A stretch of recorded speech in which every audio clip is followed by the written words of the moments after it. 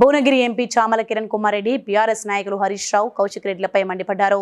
గత 10 సంవత్సరాలలో జరగని అభివృద్ధి సంక్షేమ కార్యక్రమాలు ఒక సంవత్సరంలో జరగడంతో ముఖ్యమంత్రి, మంత్రులు మరియు ఎమ్మెల్యేలు ప్రతి జిల్లాలో విజయోత్సవాలలో పాల్గొంటున్న సమయంలో ఇలాంటి చిల్లర మల్లర వీధి నాటకాలకు తెరలేపారని విమర్శించారు.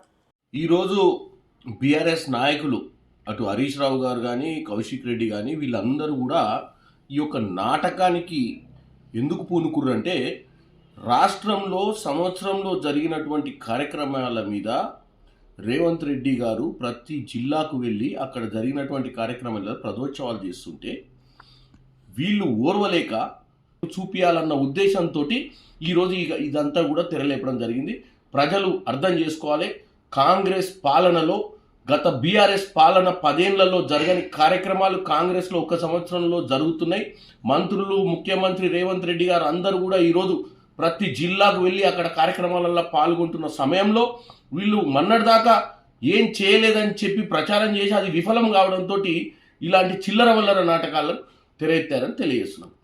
Please like and share, subscribe to BCN Telugu News.